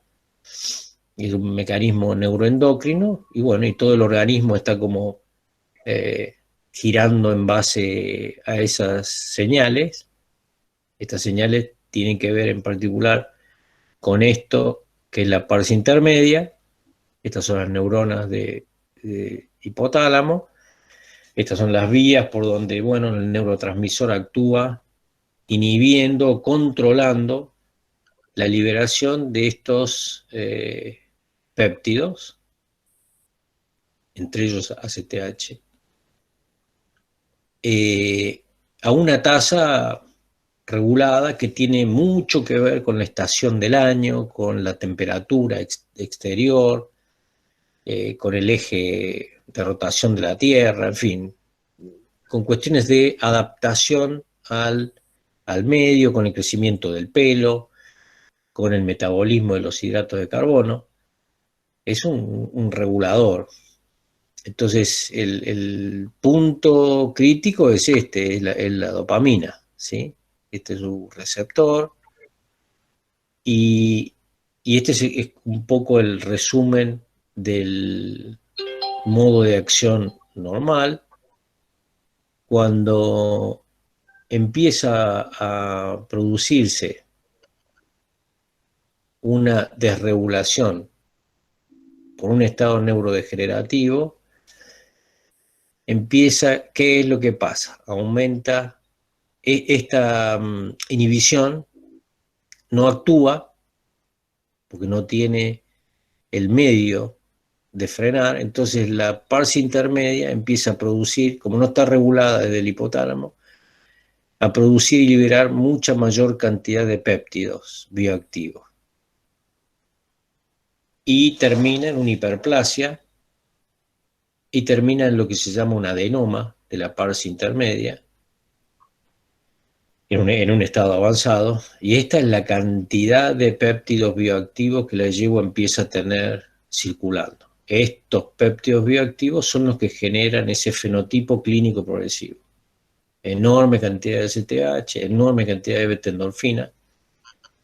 Entonces, esto es lo que pasa. Y el tratamiento, bueno, el Pergolide es un fármaco que, bueno, intenta restablecer este equilibrio y con un grado de eficacia clínica en la yegua realmente muy bueno. Se usó durante años para el tratamiento del Parkinson en humanos, los signos clínicos.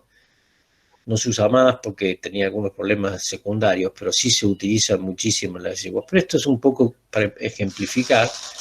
De cualquier manera, en las yeguas viejas, en los padrillos viejos, es la endocrinopatía más frecuente.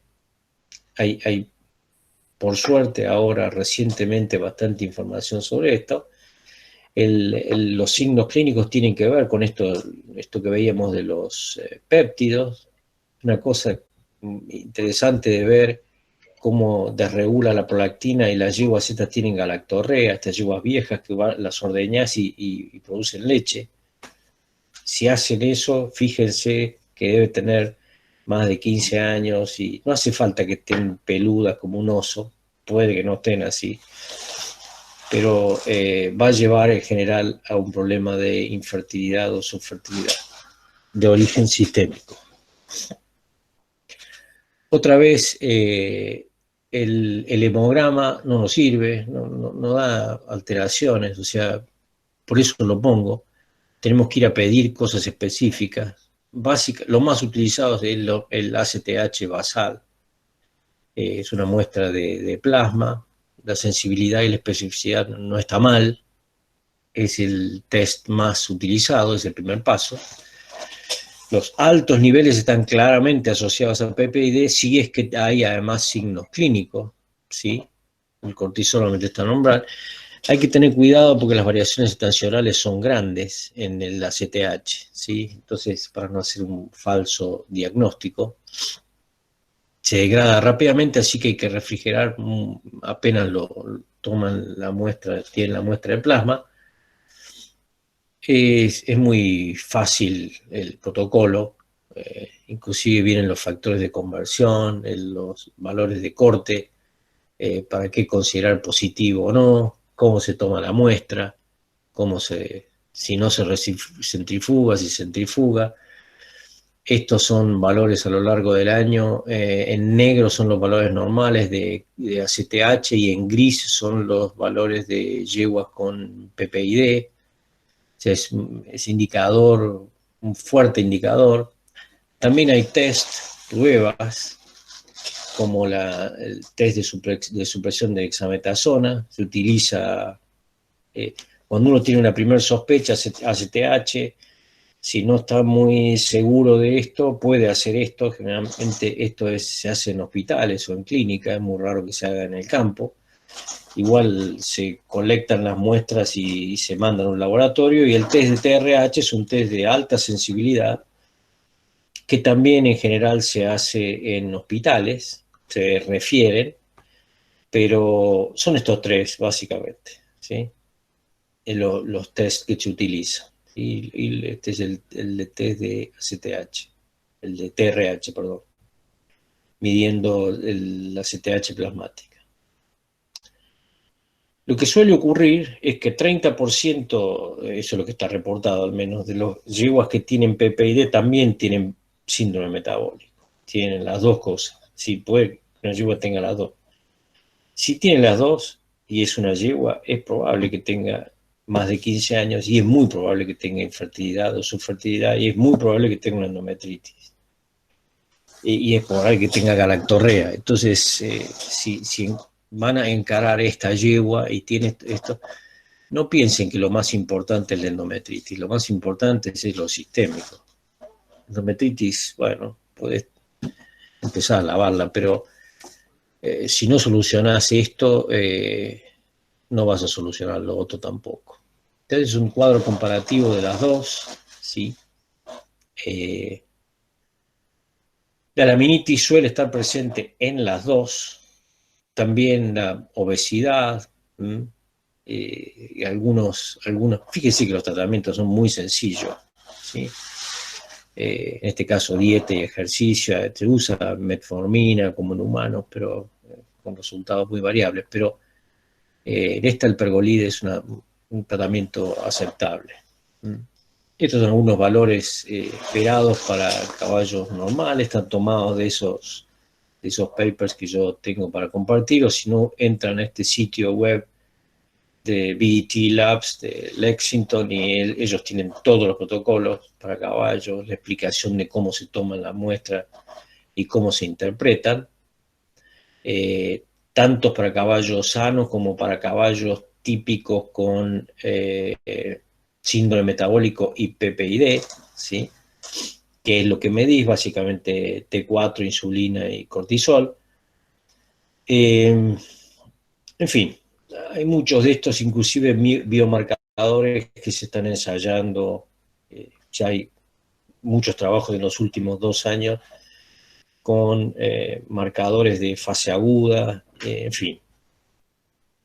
Quería mencionar esto porque no debemos pensar que un problema de fertilidad está estrictamente relacionado, por lo menos como en primera instancia, al tracto reproductivo. Por último, quiero mencionar lo de la hormona antimuleriana. En las yeguas, esta hormona está producida solo por la célula de granulosa, es decir, es una glicoproteína que es ovario específica. Las yeguas ovariectomizadas no es indetectable. En las yeguas viejas también es casi indetectable. Se usa como en humanos y otras especies como un biomarcador para reserva ovárica o funcionalidad ovárica. Es decir, en una yegua vieja es una cosa que yo indicaría. Si es una yegua valiosa y para saber si voy a entrar a un programa de embriones o de aspiración folicular, es algo que se está empezando a hacer, también en las vacas. Hay una fuerte correlación entre los niveles de antimuleriana y el conteo de folículos antrales, y se usa como un indicador de reserva ovárica. También es un biomarcador extremadamente sensible para tumor de célula de la granulosa. Este es un estudio que también voy a poner en la carpeta, es un review de las aplicaciones clínicas de la antimuleriana en padrillos y yegua. Entonces, el perfil clásico para una yegua sospechosa de tumor de célula de la granulosa era siempre progesterona, testosterona e inhibina, era clásico eso. Normalmente si estaba baja la progesterona y alta la inhibina de la testosterona, era un indicativo fuerte, con una sensibilidad alta, como de 80%, de que era un tumor de célula de la granulosa, y 90% en inhibina. De cualquier manera, tanto la inhibina como la testosterona se incrementan en la preñez, o sea, puede dar falsos positivos. Eso es lo que no pasa con la antimuleriana. Y algunas yeguas con tumor de granulosa no tienen alta ni la testosterona ni la inhibina, y algunas yeguas con granulosa se preñan, pero lo más frecuente es que empiecen a molestar cuando empieza a desarrollarse el tumor, que es esteroidogénico. La yegua tenía una fertilidad normal, de repente empieza a desarrollar un tumor en el ovario que es muy chiquito, o sea, 1 centímetro o 2, no te das cuenta, y empieza a hacer ciclos raros, sea, no ovula, hace un folículo anovulatorio, queda anovulatoria durante 60 días, de repente arranca un ciclo y ovula. Cosas erráticas. Tiene que pensar en eso si tienen una yegua que hace cosas raras, ¿sí? La sensibilidad, como ven, es altísima, mucho mayor que la testosterona, que la inhibina o que las dos combinadas. Ya hay test para referir a esta serie de esta hormona. Bueno, yo 9:30. Este era un poco el resumen que tenía de este approach clínico a una yegua vacía. ¿Por dónde arrancaría y qué cosas tendría en cuenta? Es obvio que todo depende del examen general que haga y del examen particular, pero esto es una rutina, digo rutina no para repetirlo, sino que es una cosa que uno tiene que pensar. Si va a hacer reproducción equina, con estas cosas te vas a topar. Tarde o temprano te vas a topar. En algunas yeguas tendrás más autonomía para hacer un test que otras, pero en principio te vas a topar con ella. Yo pongo mi mail, acá está el Facebook del laboratorio, si quieren ver qué cosas ponemos ahí. Pero este es mi email si quieren escribirme, y si no, si están interesados en la bibliografía, bueno, ahora vamos a ver cómo en las preguntas, si es que hay preguntas, cómo hacemos con eso. Entonces trataré de volver a la pantalla acá. Ahí estoy. No sé, Pucho, ¿cómo querés que hagamos? Yo lo que tenía para comentar era esto, que ojalá sirva como un disparador de preguntas, un poco más clínica. Este es un approach como más metodológico. Perfecto, Luis, buenísimo. No, me pareció perfecto, bien, bien. En tiempo y forma. Esperando... ¿Me escuchás? Sí, te escucho bien, te escucho bien. Que estoy usando la compu de mi hijo porque la mía tengo problemas de audio. A ver si hay algunas preguntas. Bueno, me están preguntando la gente que cómo vamos a hacer esa carpeta. Después, de última, o entran, te la piden a vos, o de última... Habíamos quedado que te escriban a vos, vos haces una lista y me la pasás a mí. Dale, no hay problema, dale. Justo ahí tenía problemas de audio cuando dijiste eso. Me haces una lista de mails y yo esos mails los comparto en una carpeta del Drive que pueden descargarlos de ahí. No puedo poner esos papers libres porque, bueno, no son del todo libres, pero son algunos difíciles de conseguir. Son capítulos de libros, en fin. Tampoco son... Podría poner muchos, pero voy a poner no tantos, pero como para que los lea. Perfecto, no hay problema. No, dale. Bueno, no veo muchas preguntas, me han quedado todos medio choqueados. Como, a ver, acá, aquí está. Doctor, que el mejor volumen para hacer una muestra de lavado. ¿Cuál es el mejor volumen? ¿Cuál es el mejor volumen? Medio litro está bien. Entre medio litro o un litro. Un litro está bien. Un sachet de 1 litro. No hagan con un 50 ml como vienen en algunos papers o en algunos libros. Un 50 ml es muy poco, recuperás muy poco y no tiene un buen contacto con todo el lumen. 1 litro está bien. ¿Por qué? Porque recuperás en el sachet, después homogeneizás, tomás una muestra de ahí y eso lo centrifugás. Perfecto, bien. Quedó conforme, Bruno. Bueno, Bruno. ¿Alguno más? Ahí Rodrigo pregunta cómo accedemos a esa carpeta. Bueno, así como quedamos con vos recién. Sí, él fue el que preguntó. Ahí está Lucas Nolasco. Gracias, Lucas. Las pruebas diagnósticas las realiza en estro o en diestro. Bueno, es una eterna pregunta esa, si la realizo en estro o en diestro. Si puedo, la realizo en estro, si puedo. Pero si sos ambulatorio, vas a ir a una ARAS y las yeguas van a estar en cualquier estado del ciclo.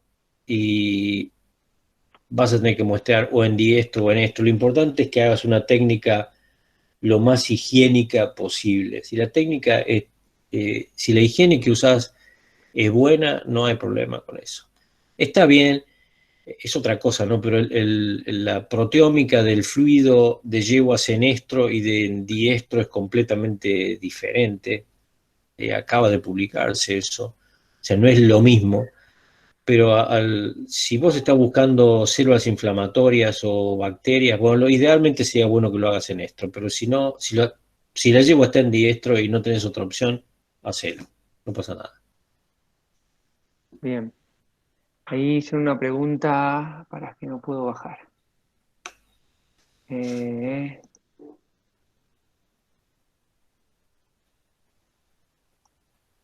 Computadora está loca y no puedo bajar el...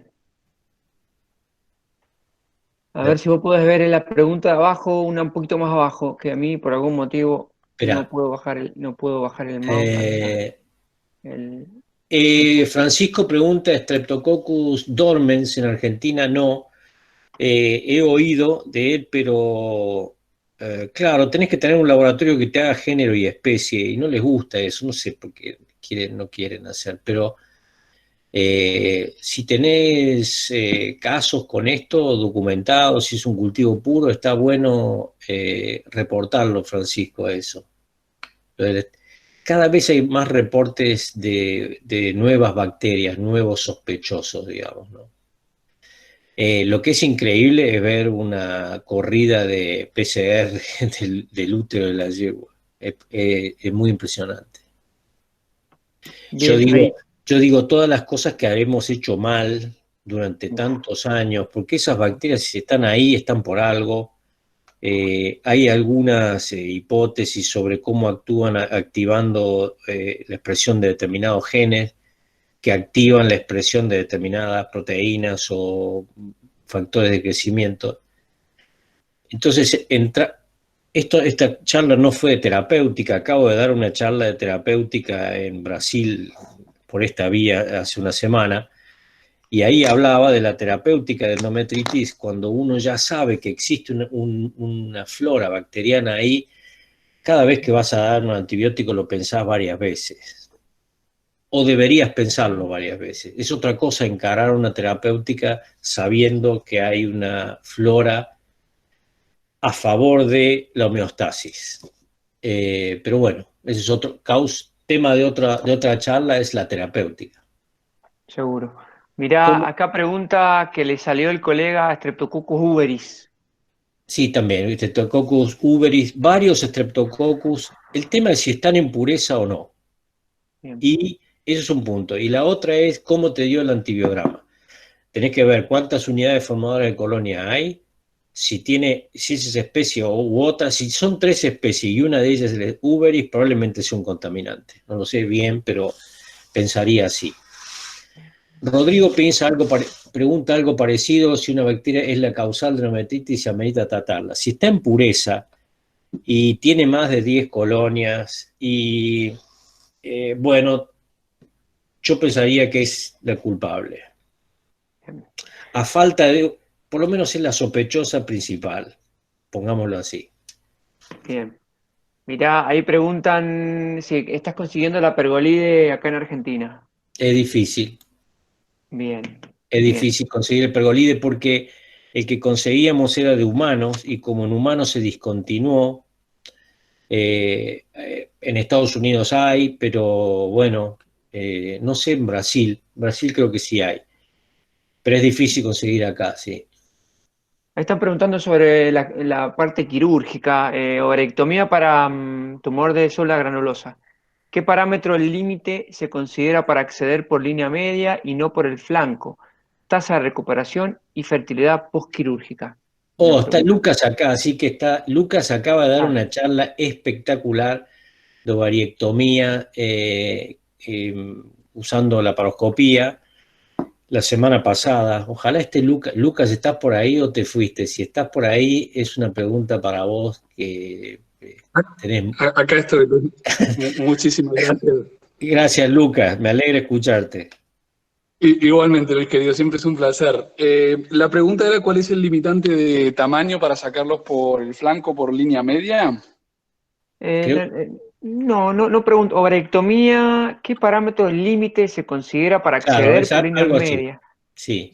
Algo así, no sé bien la pregunta, ¿no? El tamaño, en principio el tamaño del ovario, ¿no? Supongo. Exacto. Principalmente tratamos de hacer la cirugía de parado, idealmente vía laparoscópica de parado, pero si no se tiene acceso al laparoscopio, de última por el flanco, simplemente porque el mesovario, digamos, como cae de lo que es la pared de la cavidad abdominal, el techo de la cavidad abdominal, mejor dicho, es de mucho mayor acceso a hacerlo parado, todo lo que es la parte más crítica de la cirugía, que es la hemostasis y la transección de ese mesovario. Una vez hecho eso, lo que es la extracción del ovario, generalmente lo que se usa es que si tiene un diámetro, un tamaño aproximado menor a 15, 20 centímetros como mucho, intentamos sacarlo por el flanco, de forma tal de evitar los riesgos y los costos de una anestesia general, más el tiempo más prolongado de recuperación de una seriotomía por vía media ventral. Y si ya supera ese diámetro, intentamos, o mejor dicho, procedemos a hacer todo lo que es la hemostasis y la transección del mesovario parado, y luego tan solo la extracción del ovario ya liberado de la cavidad abdominal lo hacemos por línea media ventral. Porque acceder al mesovario para la hemostasis por línea media ventral es meterse en un problema, dificultar muchísimo el acceso. Y después lo que es la fertilidad postquirúrgica, le devuelvo la pelota a Luis, pero va a depender principalmente de cuál haya sido la razón para la remoción de ese ovario, si fue un teratoma o si fue un tumor de la célula granulosa teca. Si el otro ovario está funcional, no creo que se vaya a ver muy afectada, pero le devuelvo la palabra a Luis. Gracias, Lucas. Espectacular. Muchas gracias por tu experiencia. Esta reglita, fíjense que eso me entra la mano así. Estos son 17 centímetros, ¿sí? Es lo que decía Lucas. Una cosa así. Hasta acá tenemos 13, 14 centímetros, ¿sí? Para tener una idea yo estoy de acuerdo con eso, no tengo experiencia con la laparoscopía de hacerlo yo, le indico que hagan los cirujanos. Y la tasa de fertilidad posterior, en mi experiencia y en lo que he leído reportado, es muy buena. Es muy buena. Si el otro ovario está bien, arranca a ciclar. Yo he tenido yeguas que arrancaron a ciclar durante la misma temporada en que sacamos el ovario y se quedaron preñadas en el primero o en el segundo ciclo, después de la cirugía, y otras que demoran a veces 6 meses, está reportado que puede demorar hasta un año. Pero no dudaría, si tengo un diagnóstico de TSG, no dudaría en indicar la cirugía, porque el pronóstico reproductivo es muy bueno. Preguntan, Luis, sobre cuál es el procedimiento para determinar niveles de hormona antimuleriana. ¿Ya existen niveles establecidos en yegua? Sí, claro. Sí. Bueno. Está todo ese review de Tony que yo les voy a pasar, está perfectamente explicado la biología de la hormona, qué muestras se tienen que tomar, cómo tienen que mandar la muestra y cómo se interpreta. ¿Sí? Hay kits, en Argentina también están, y bueno, averigüen en humano, pero es algo para tener en cuenta porque tiene una sensibilidad muy alta. Entonces te ayuda mucho clínicamente a no andar suponiendo cosas, ¿no? Perfecto. Ahí a los colegas que están preguntando sobre la parte técnica de la cirugía, yo les pido disculpas, pero no me parece que sea el tópico. De última, le podemos preguntar a los cirujanos, anestesias y todo lo que es protocolo para hacer ovariectomía. Sí, claro, no es mi área, pero hay muchos cirujanos acá y bueno, sería abusar de la paciencia de Lucas, pero no. Sí. Digamos, es un tema interesante clínico para plantear, ¿no? Para otra charla. Sí, yo creo para otra charla. Sí, está bueno, está bueno. Yo hice 2 ovariectomías con buenos resultados, Luis, y soy clínico, de parado. Yo he hecho ovariectomías en yeguas y soy lo más lejano a un cirujano. Pero las he hecho en otra vida, digamos, en ¿no? otra época. Sí, en otra vida que no tenía opciones.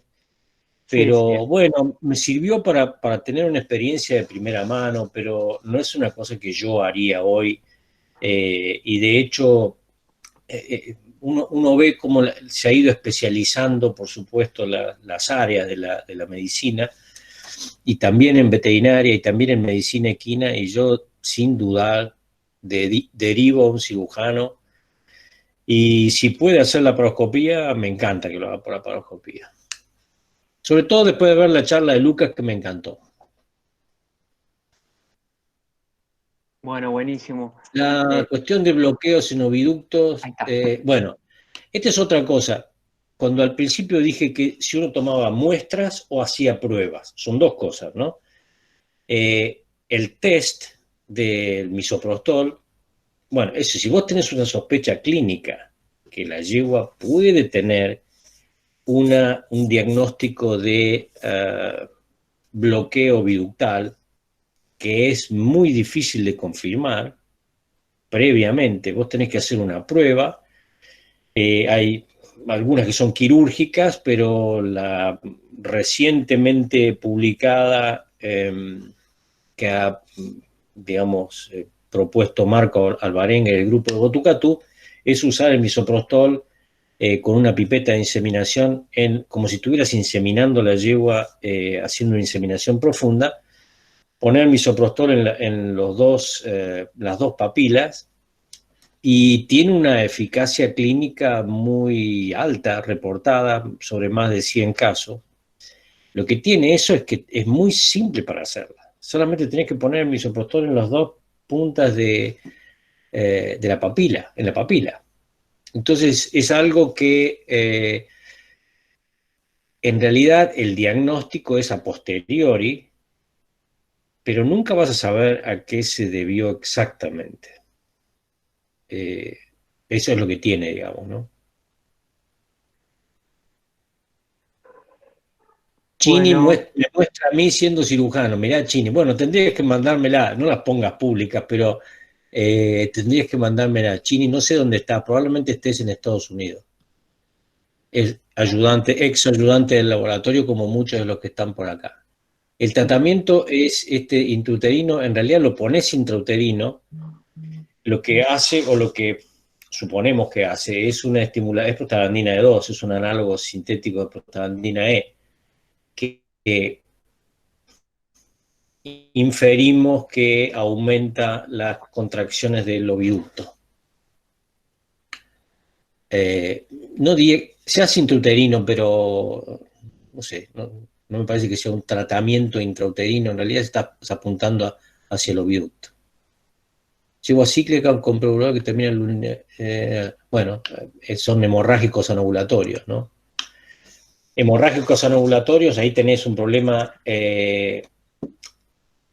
Si esa yegua lo hace a repetición, el hemorrágico anovulatorio, bueno, ahí decís, bueno, ¿de qué me va a servir tomar una muestra del tracto? Tengo que pensar si es que hay algún problema sistémico que esté haciendo que esta yegua haga estas cosas con mayor frecuencia.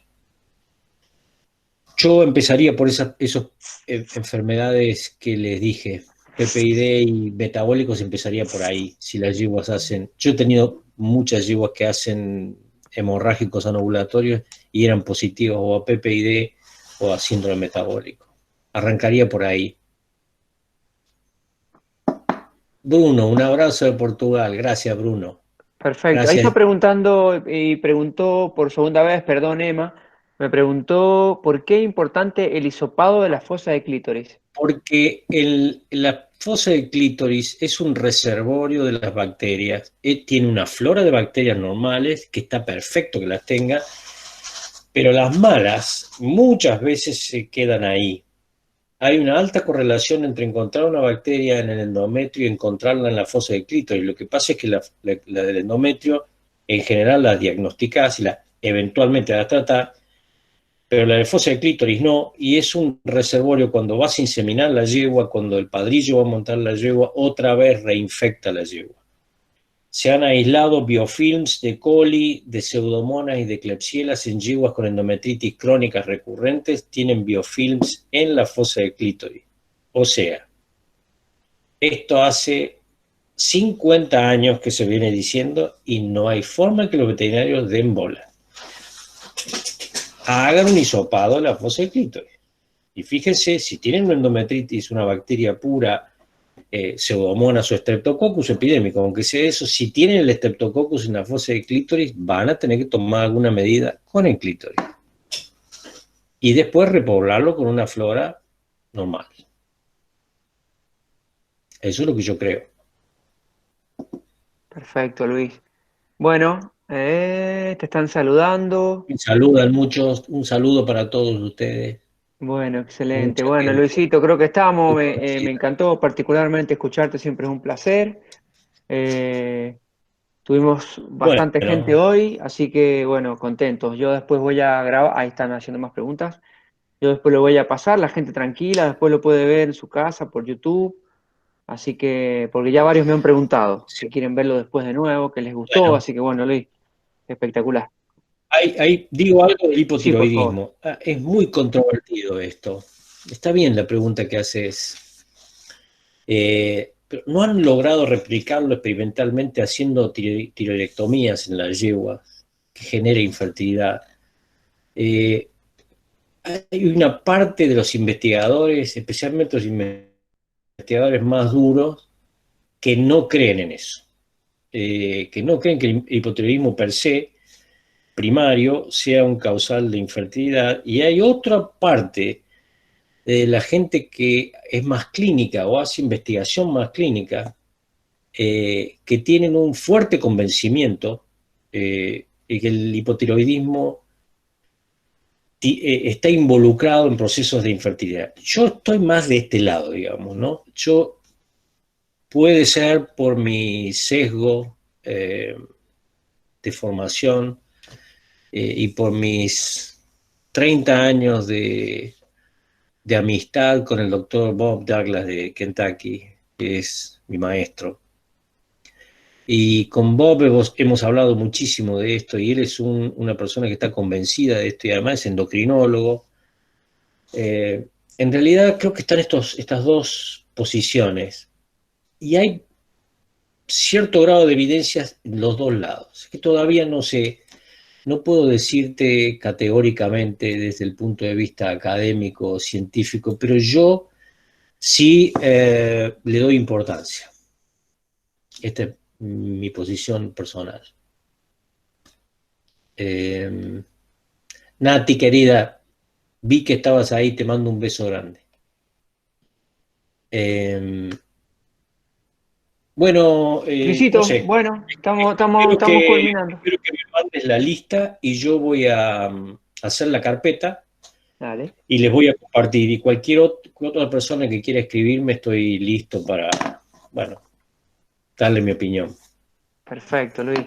Lo que Bueno, tengan dale. un buen fin de semana. Dale, Que anden bien. gracias. Feliz día, Gracias. Luis. Y un millón de gracias. Abrazo de San Juan.